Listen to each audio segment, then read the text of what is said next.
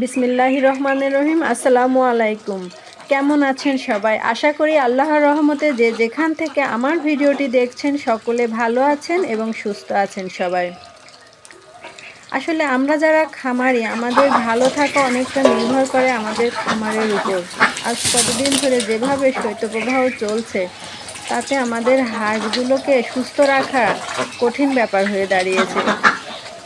11টা-12টার আগে হাঁসগুলো তো ঘর থেকে বের করাই যাচ্ছে না। তারপরেও আমার হাঁসগুলো রাখি আমি বাগানের ভিতরে।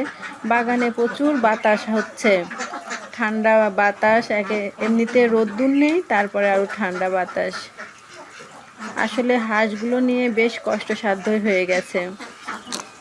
তো আমি এই যে হাঁসগুলো ছেড়ে দিব, এই জন্য আমি 4টি নাপা বড়ি নিয়েছি। 10 দিনে 3 দিন আমি নাপা বড়ি দিই। এর মধ্যে দিয়েছে যে রেনামাইসিন পাউডার। রেনামাইসিন পাউডারটাও আমি 10 দিনে 3 দিন দিই। রেনামাইসিন পাউডারটা রোগ প্রতিরোধ ক্ষমতা বৃদ্ধি করে আর নাপা বড়িটা জ্বর ঠান্ডা থেকে হাঁসগুলোকে সুরক্ষা দেবে। এছাড়াও আমি দিই খোল ভেজানো পানি। খোল রাত্রে ভিজিয়ে রাখি, সকালে খেতে দিই। সকালেরটা ভিজিয়ে রাখি, বিকালে খেতে দিই।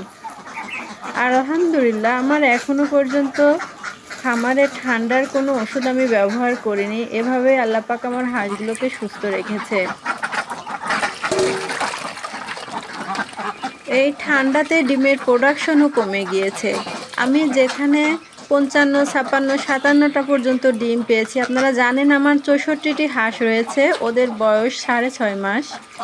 আর সেখানে আজকে সকালে আমি এই যে ডিম তুলেছি 41টা। আজ কয়দিনই 45টা, 48টা, 50টা, আজকে দেখছি 41টা হয়ে গেছে। এতটুকু রোদ্দুর নেই, বাইরে বের করতে পারছি না, কুয়াশা পড়ছে। এই কুয়াশাটা যদি ওদের মাথায় লাগে তো ঠান্ডা লেগে যাবে। হাঁসের প্রধান সমস্যাই ঠান্ডা লাগা। ঠান্ডা লেগে গেলে পরে জ্বর আসলে আপনার প্যারালাইসিস হয়ে যাবে, তারপরে চুনা পায়খানা করবে। চুনা পায়খানা দীর্ঘদিন স্থায়িত্ব হলেই সালমোনেলা হয়ে যাবে, খামার শেষ। তাই আসুন আমরা পুরো খামারটি পানি কাগজ দিয়ে ঘিরে দিব যাতে বাতাস প্রবেশ করতে না পারে।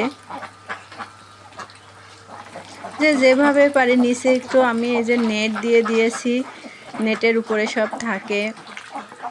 ঠান্ডা থেকে রক্ষা করার চেষ্টা করছি, বাকিটা আল্লাহ ভরসা। এই শীতে হাঁসগুলো নিয়ে আসলে চিন্তিত।